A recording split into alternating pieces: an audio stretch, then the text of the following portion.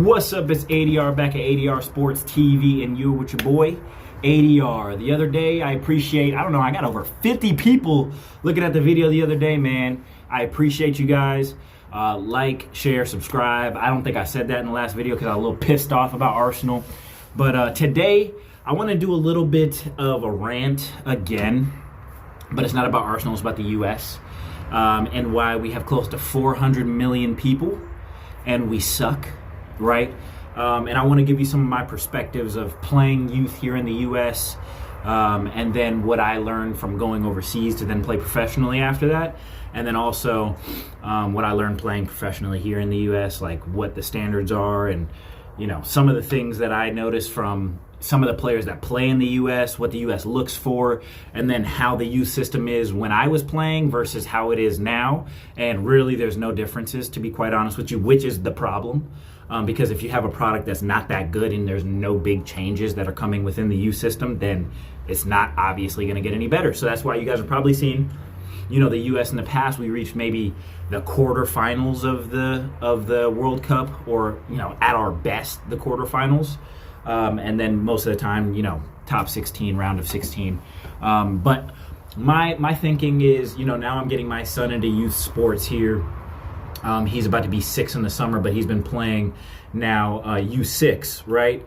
And what I'm just noticing, and this is based off of the U.S.'s 5-2 defeat against Belgium today, right? You know, I don't have the stats in front of me. You know, matter of fact, because we're going on a bit of a rant, we are going to check the population of Belgium, right? I probably should have looked at this before the video, but who cares? On ADR Sports TV, man, you just getting raw and filtered. We figuring it out, right? So Belgium population, the Belgian people, the country of Belgium has 12 million people. 12 million. In the U.S. is almost 400. And we lost 5-2. All right. Now, I don't know about you guys, but statistically, we should be better. Now, yes, we focus on some other sports, American football, basketball, but still, within the U.S., we still have more people that are playing footy at any level than in Belgium, right? So for me, there are a couple things that are pretty obvious in that, right? Our youth system isn't as good. We don't take it as serious. And how I feel like the way that the U.S. structures it only makes suburban kids want to play it, right? So you don't get, I mean, yes, the U.S. has a bunch of athletes, right? But you don't get some of the kids that are grinding, that are using it as their source to get out of the hood, right? As you do in other countries like Brazil, right? Some places in Africa.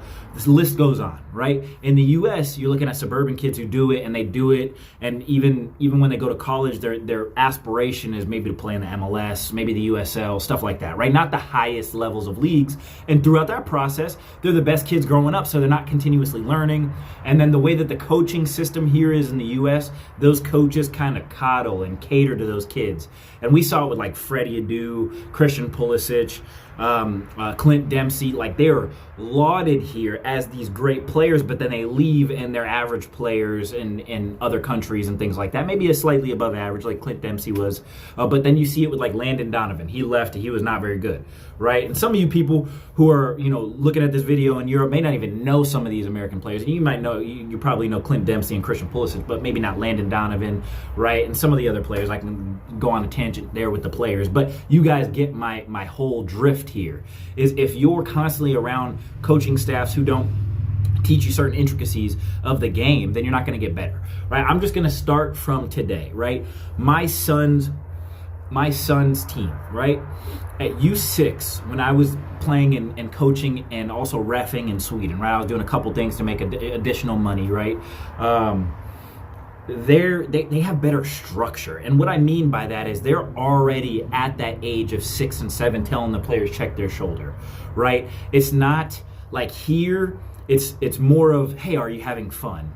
Are the kids having fun? Is it this? Is it that? Right? And over there, it's not. It's very down to the business. Now, my son, I want to be one of those people who, because I played, I don't want to force it on my son. I don't want him to be like, oh my gosh, Dad, look, man, I don't even want to play this anymore when I'm 11 because you've driven into me so much this that I don't even want to play it anymore. And I don't enjoy it, right? And I don't want to do that, right? So I'm letting him tell me, hey, Dad, I want to go out and do this. Dad, I want to learn. I want to do this, and do this. And yes, it's tough teaching a 5-year-old, right? It's tough teaching a 5-year-old to check his shoulder, how to use inside and outside of his foot, things like that, right? But I'm going to let him progressively learn. But the biggest thing is even for his coach, right? He's playing 4v4. They're not even setting him up in positions. Now, granted, yes, it kind of depends on the coach. A lot of American coaches that are coaching at this level are just doing it because their kid plays on the team. They are not doing it because they actually love the sport or have any idea of what the sport is. Some of them don't even have teams that they support, right? So the biggest thing that I've noticed, and yes, I could have gone to coaching, but for me, because I like winning so much, I feel like I would have taken the joy out of it for some of the kids. And then, the parents here in the U.S., they're so soft comparatively to the parents over there. Like the parents over there let the coach. They let him put the players around. Like I saw a coach yelling at kids over there to be structured and in line, right? So I noticed tactically we're behind. Just positionally, I should say. Positionally, tactically, we'll kind of mesh those together, right? Just understanding of the game. And then another thing, and you guys who are in other countries, you guys let me know. I keep my kids personally off of TV a lot, off of devices. Like they're not just on the iPad all day. Like my kids are imaginative. They play, they come up with ideas, they have their toys, they do different things like that. Then they play with, like my son loves the ball, my daughter, she likes doing gymnastics, things, so on and so forth, right? So they are into sports and things like that. But then you see these other kids, and my son, I mean, every 5-year-old does it. They daydream, they look around, they're confused, things like that. One thing I noticed there was it wasn't quite as prominent as it is here. Like here, every kid is almost daydreaming, right? You maybe have 2 or 3 on a team, and each team is made up of like 9-10 players. So 20 kids, you probably have 4 or 5 of them that are like locked in, right? Maybe even less. I'm honestly giving it a higher percentage at the 5, probably 2 or 3. Really, 2 or 3 kids that are like locked in. They have a team they support that they watch. They don't like losing, things like that, right? Like my son, he doesn't like losing.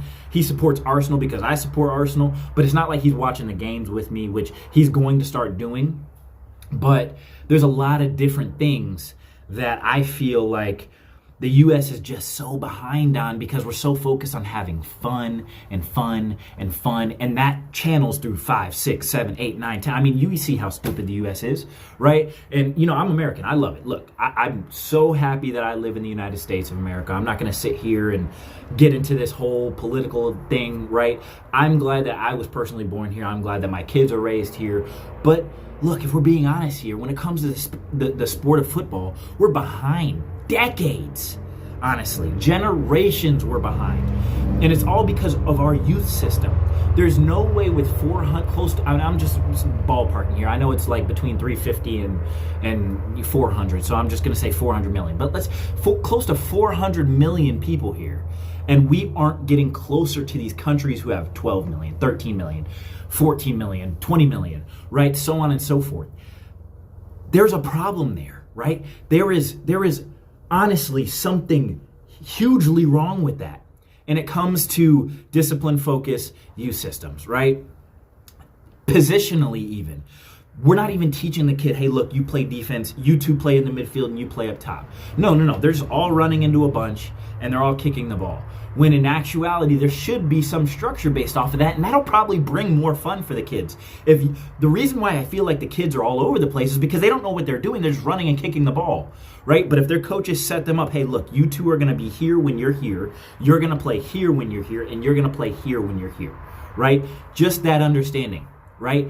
That will give the kids a lot more to look forward to. Like, okay, when the ball comes here, all I do is kick it up here. When I get the ball here, maybe I can pass to him and move, right? You're getting my understanding, right? Same in Europe. When I was there, it was an understanding. Like the players had players that they wanted to emulate. So they put themselves in that position. Hey, look, I had a kid in Sweden. He was like, my favorite player is Kevin De Bruyne. He played like Kevin De Bruyne. Another kid, his favorite player was Ronaldo. He was a left-footed little Ronaldo. Dude was nasty. They're 5 and 6 and 7 years old, and they know what players they want to emulate. They know they are watching the game, so then they're watching it on TV, and then they're applying it to when they're playing, right? Not all the time is it perfect. Sometimes they're still daydreaming, but I can tell you it's a heck of a lot further along than where it is in the U.S., right? So I see some differences in that. And then for me growing up, and I'm just going to give you guys the thing, it was all about athleticism. It was all about skill to an extent, but it was more about production, right? But production only matters really, and yes, it matters at youth level, right, to continuously progress. But we've seen it with players, even in Europe. Eddie Nketiah was like the top player at Arsenal's youth team. He's not going to do that same thing in the pros because there are little nuances of the game he's just missing, right? And I get it. That probably happens in every single country, but it really happens here. And I harp on it because I live here, and there should be no reason we're this far behind. Now, a lot of the reasons I don't get into coaching is because I talk about politics, man. Here in the U.S., it is politics. It's all about your coaching badges, your licenses, not your understanding of the game. It's who you know. Like, seriously, it's a lot, man. It just doesn't make sense. And for me, it's like these American coaches that are in Division I, for you guys, like our colleges here are Division I, right? So like Division I's the best college that you can play in. And then for those managers, who what we would call in Europe, those coaches, they're not tactically like, oh man, I would be on this video all day if I could describe to you guys how lackluster the ability to teach is. It's not honing in on players' skills and helping them develop. It's really, everything is about winning. Do I have the fastest player because he's going to be the best here, and then he's going to be able to run by and cross the ball, run, cross it, run, cross it. It's like, no, how about you pick up your head, you do a 1-2, create more space for yourself, right? We're looking for athletes. Some of the people, like for me, yes, there is a skill gap to an extent, but I don't think that these teams are ultra skilled. Like their first touches aren't just so much better than ours. What's so much better is their awareness. Okay, I'm going to check both shoulders. I have 3 more seconds than this guy he just checked one shoulder, and he thinks he's got a lot of time, but he's really got a guy here. So he's looking like a goofy. You know what I mean? So then he's getting the ball. And for example, Sergio Busquets. All right, there's 2 guys coming at me.